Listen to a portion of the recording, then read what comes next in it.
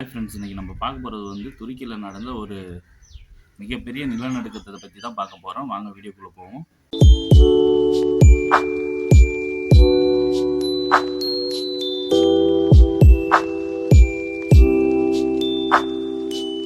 துருக்கிக்கு தென்மேற்கு பகுதியிலையும் சிரியாவுக்கும் வடமேற்கு பகுதியிலையும் இடையில் அந்த பார்டர் இருக்குல்ல, அந்த பார்டரில் நடந்தது தான் வந்து இந்த நிலநடுக்கம் ஏற்பட்டு இருக்குது.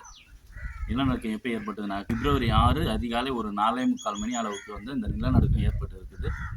இந்த நிலநடுக்கம் வந்து ரிக்டர் அளவுகோல்ல வந்து 7.8 பதிவாகியிருக்குது.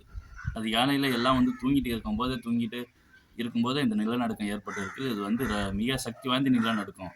இதுக்கு முன்னாடி வந்து இது வந்து 1939 தான் இந்த அளவுக்கு வந்து ஒரு நிலநடுக்கம் ஆகிருக்குது. அந்த நிலநடுக்கத்தில் வந்து 30,000 பேர் இறந்துருக்குறாங்க.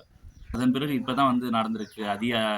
ரிக்டர் அளவுகோல்ல அதிக அளவில் நடந்தது இப்போ தான் நடந்திருக்கு. அதன் பிறகு சரியாக இந்த நிலநடுக்கம் எங்கே நடந்திருக்குதுன்னா வந்து துருக்கி நாட்டில் வந்து காஜியன்டெப்ன்றது ஒரு நகரம். அந்த நகரத்துக்கு வடமேற்க வந்து இந்த நிலநடுக்கம் ஏற்பட்டு இருக்குது. இந்த நிலநடுக்கம் வந்து ரிக்டர் அளவுகோல்ல வந்து 7.8 பதிவாகிருக்கு. அதிகாலை 6 மணி அளவுக்கு இந்த நிலநடுக்கம் ஏற்பட்டிருக்கு. ஃபர்ஸ்ட் நிலநடுக்கம். அடுத்தது அது வந்து 7.8 அளவுக்கு பதிவாகிருக்குது. அடுத்தது வந்து ஒரு காமன் நேரத்திலேயே வந்து இன்னொரு நிலநடுக்கம் வந்திருக்கு. அது வந்து ரிக்டர் அளவுகோல்ல வந்து 6 புள்ளியா பதிவாகிருக்குது. அந்த ஃபர்ஸ்ட் நடந்த ஒரு நிலநடுக்கம் வந்து ஒரு 90 செகண்ட் வந்து அதனுடைய அதிர்வு இருந்திருக்குது. அதனோட வீடியோலாம் இப்போ நான் போடுறேன் பாருங்க. எப்படி இருக்குதுன்னு மட்டும் பாருங்க. அந்த அளவுக்கு வந்து நிலநடுக்கம் ஆகியிருக்குது. கட்டடங்கள்லாம் அப்படியே முழுசா அப்படியே சரியுது. ஏதோ பாம்பு வச்சு தளர்த்துற மாதிரி அந்த அளவுக்கு நிலநடுக்கம் ஏற்பட்டு இருக்குது.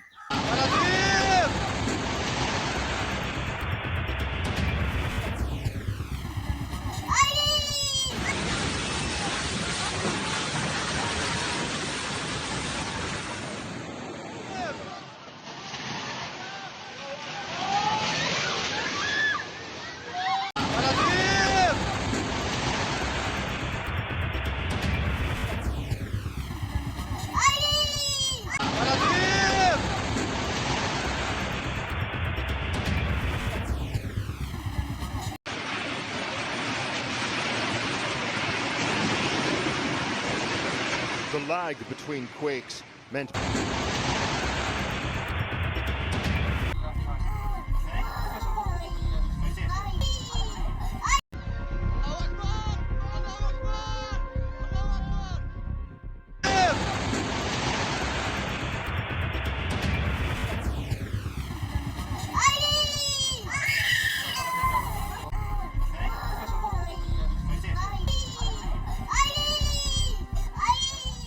this.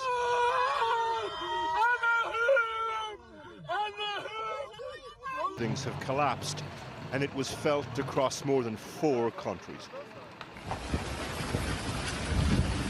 Close to the epicenter and earlier in the day, a drive through Katram and Maras. Barely a building not damaged or destroyed. Flashes of the now homeless instead of roofs. இந்த நிலநடுக்கம் வந்து துருக்கியில் ஏற்பட்டாலும் அதனோட துருக்கி Syria பக்கத்து நாடு அதில் ஏற்பட்டாலும் வந்து இந்த மையப்பகுதி நிலநடுக்கத்தோட மையப்பகுதி வந்து துருக்கியில் தான் காஜியன்டெப் நகரத்துக்கு வடமேற்கில் தான் இருக்குது. அந்த மையப்பகுதி நிலநடுக்கம் ஏற்பட்ட மையப்பகுதி அதுக்கு பக்கத்து நாடு சிரியாவுக்கும் துருக்கிக்கும் அந்த பார்டர் இருக்கிற இடம் தான் அந்த இடத்துல தான் நிலநடுக்கம் ஏற்பட்டிருக்கு. இந்த நிலநடுக்கத்தினால வந்து பக்கத்து நாடான சைப்ரஸ், லெபனான் இந்த மாதிரி பக்கத்து நாட்டிலையும் வந்து இந்த அதிர்வுகள் உணரப்பட்டிருக்கு. இந்த அதிர்வு வந்து கடல் தாண்டி அந்தாண்ட இருக்கிற எகிப்துலோட இந்த நிலநடுக்கம் உணரப்பட்டிருக்குது. அவ்வளோ சக்தி வாய்ந்த ஒரு நிலநடுக்கமாக இது இருந்திருக்குது. பிறகு வந்து இந்த நிலநடுக்கம் வந்து மதியமும் நடந்திருக்கு. மதியம் ஒரு 1 மணி அளவில் வந்து இன்னொரு நிலநடுக்கம் நடந்திருக்கு. இன்னொரு நிலநடுக்கம்னாக்கா வந்து இது வந்து ரிக்டர் அளவுகளில் வந்து 7.6 பதிவாகிருக்கு. அந்த அளவுக்கு 3 மிக சக்தி வாய்ந்த நிலநடுக்கம் ஏற்பட்டிருக்கு. அது இல்லாமல் வந்து சின்னதாக நில அதிர்வுகள் வந்து மொத்தம் 40 முறை வந்து நிலநடுக்கம் ஏற்பட்டதாக சொல்லிடுறாங்க. இந்த 40 முறை வந்து நிலநடுக்கம் எப்படி ஏற்பட்டது, ஏன் அந்த இடத்துல மட்டும் நிலநடுக்கம் ஏற்பட்டதுன்னு கேட்டாக்கா, அந்த இடம் வந்து ஒரு மூணு பிளேட்ஸில் வந்து ஒன்றா சேர்ற இடம். 3 பிளேட்டை வந்து யுரேஷியன் பிளேட் ஒன்று, அடுத்தது வந்து அரேபியன் பிளேட்டு, அடுத்தது வந்து ஆப்பிரிக்கா பிளேட். 3 தட்டுகளும் ஒன்றா சேர்ற இடம் தான் வந்து அந்த துருக்கி. அதனால் வந்து அந்த இடம் வந்து இந்த தட்டுகள்லாம் கொஞ்சம் அப்படியே கிராக் ஆகுற மாதிரி அதிர்வை ஏற்படுத்துறது தான் வந்து அந்த துருக்கி இருக்கிற இடம். இந்த 3 பிளேட்டும் ஒரே இடத்துல சேர்றதுனால தான் வந்து இந்த நிலநடுக்கம் ஏற்பட்டு இருக்குது. அந்த துருக்கி நாடு அந்த இடத்துல தான் இருக்குது. இப்போ வந்து இமயமலை உருவாயிருக்கு. அந்த இடம் வந்து யூரோப்பியன் தட்டும் பிளேட்டும் வந்து இந்தியன் பிளேட்டும் வந்து ஒண்ணா சேர்ற இடம். அதுதான் வந்து இமயமலை. அந்த இடத்துல வந்து அந்த நிலநடுக்கம் உணரப்படும். அதே மாரி அந்த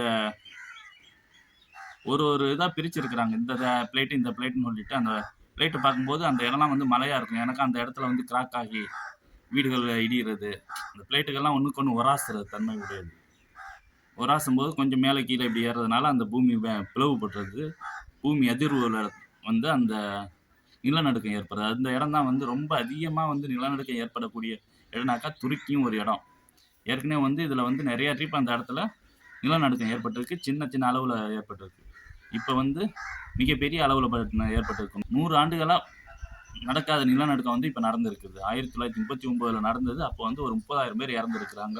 அதன் பிறகு வந்து 1999ல வந்து ரெக்டர் அளவுகோல்ல வந்து 7.4 அளவுக்கு இந்த நிலநடுக்கம் ஏற்பட்டிருக்கு. அந்த நேரத்துல வந்து ஒரு 17,000 பேர் இறந்திருக்கிறாங்க. அதுக்கப்புறம் வந்து சரி நிலநடுக்கம் இங்க அதிகமா ஏற்படுற இடம்னு சொல்லிட்டு கட்டிடங்கள்லாம் கட்டும்போது அந்த நிலநடுக்கத்துக்கு ஏற்றது போல கட்டணும் அப்படின்னு சொல்லி சட்டம் கொண்டு வந்தாங்க. அந்த சட்டம் வந்து முழுசா வந்து அமுலாக்கலனாக்கா முழுசா வந்து அதை ஃபாலோ பண்ணல யாருமே. அதனால வந்து இப்ப கட்டடங்கள்லாம் நிறைய ஒரு 4000, 5000 கட்டடங்கள் அடுக்குமாடி குடியிருப்புகள்லாம் இடிஞ்சு விழுது. அது நேரடியா நம்ம லைவாவோட பார்க்குற அளவுக்கு வீடியோ வந்து சோசியல் மீடியால போயிட்டு இருக்குது. அதை கூட நீங்க பார்க்கலாம். துருக்கியில, சிரியால வந்து கட்டடங்கள் நிறைய இடிஞ்சதுனால உயிர் சேதங்கள்லாம் நிறைய ஆகியிருக்குது. உயிர் சேதம் ஆகியிருக்குன்னா ஃபர்ஸ்ட் வந்து நேற்று பிப்ரவரி 6 அன்னைக்கு மதியான அளவுக்கு சொல்லும்போது வந்து துருக்கியில வந்து ஒரு 1000 பேர் தான் சொன்னாங்க. சிரியால வந்து ஒரு 300 பேர் தான் சொன்னாங்க. இன்னைய நிலவரப்படி இப்ப துருக்கியில வந்து 3000 பேரும், சிரியால வந்து ஒரு 5000 பேரும் இதுவரைக்கும் இறந்திருக்கிறாங்க, கணக்கு எடுத்திருக்கிறாங்க.